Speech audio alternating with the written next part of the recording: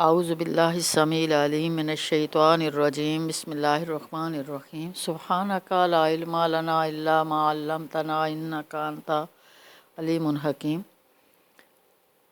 سورۃ الفاتحہ، آیات 7 پیراگراف 4۔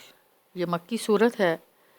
پہلا پیراگراف مالک یوم الدین، آداب دعا۔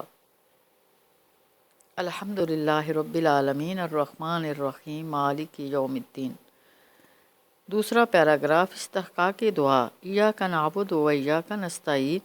تیسرا پیراگراف اصل دعا، اہدنا الصراط المستقیم۔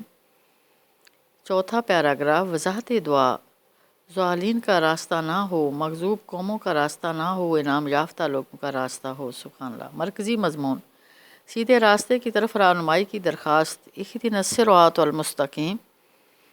زمانہ نزول، سورۃ الفاتحہ پہلی مکمل صورت ہے جو رسول صلی اللہ علیہ وسلم پر مکہ المکرمہ میں دعوت کے ابتدائی خفیہ دور میں نازل کی گئی ہے۔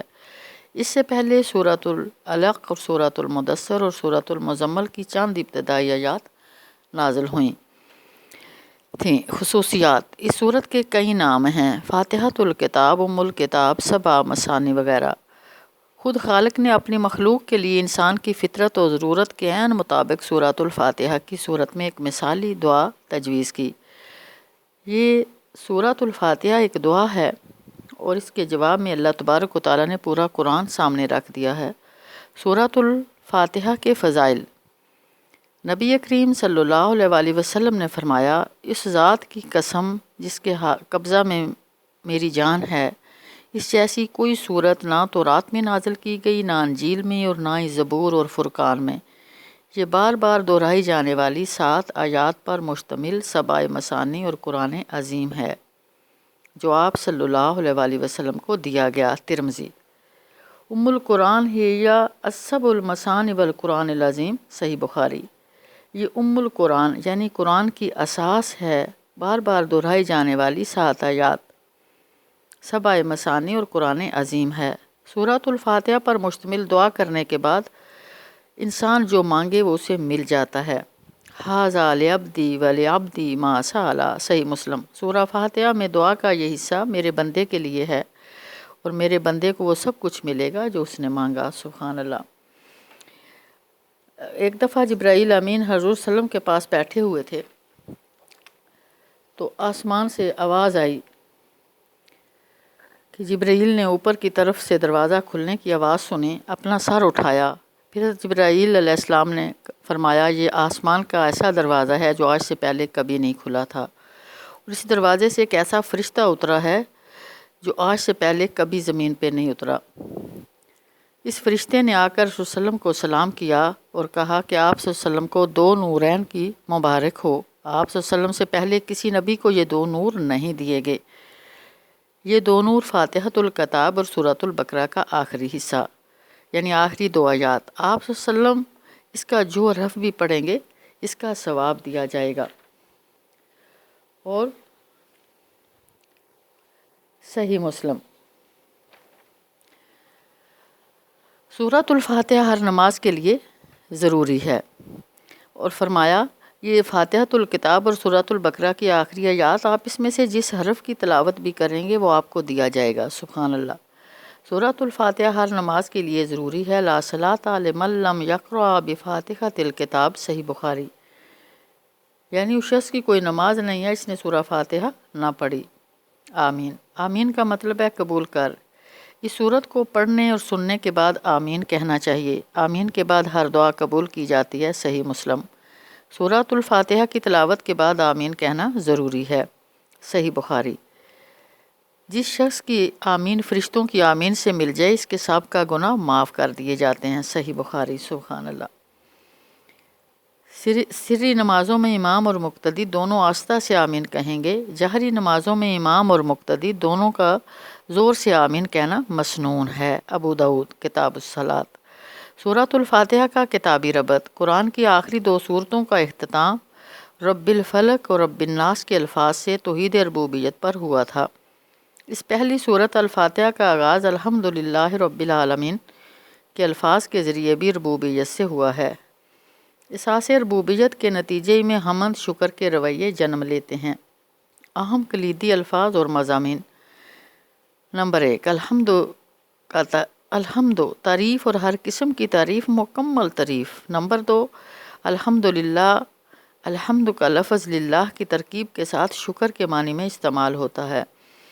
نمبر 3، رب پالنے والا، دیکھ بھال کرنے والا، نشو و نما دینے والا، آقا، مالک۔ الرحمن۔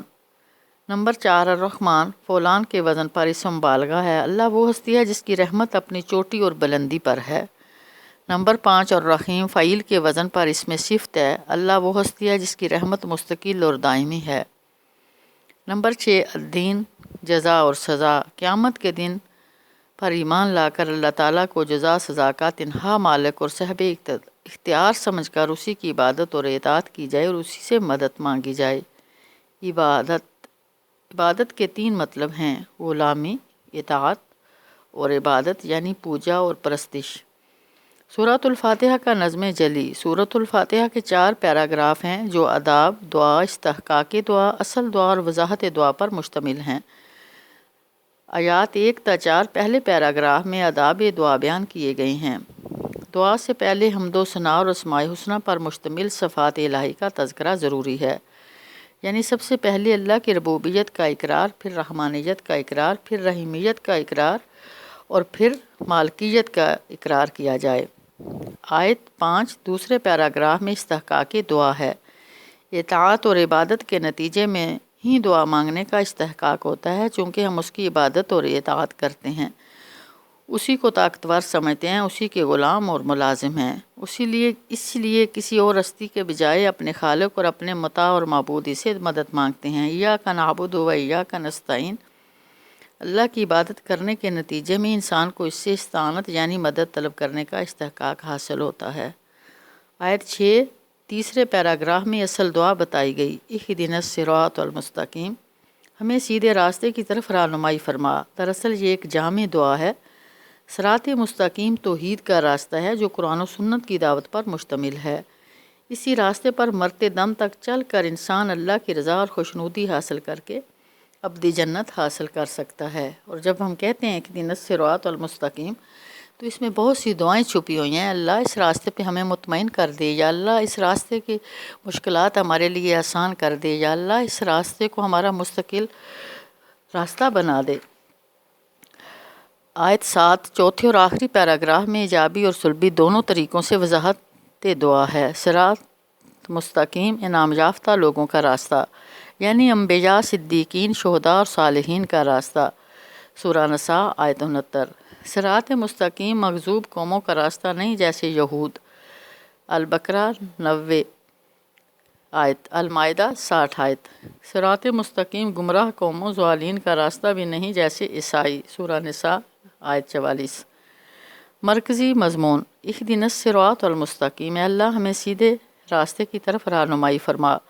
اصل دعا ہی صورت کا مرکزی مضمون ہے۔ یہ اپنے خالق و مالک اللہ تعالیٰ سے ایک درخواست ہے کہ وہ مرتے دم تک ہمیں سیدھے راستے پر رہنمائی کرتا رہے، تاکہ ہم اعمال صالحہ کے ذریعے اس کی خوشنودی اور رضا حاصل کر کے اس کی جنت کے مستحق ہو سکیں۔ آمین۔ وآخر دعوانا الحمد للہ رب العالمین۔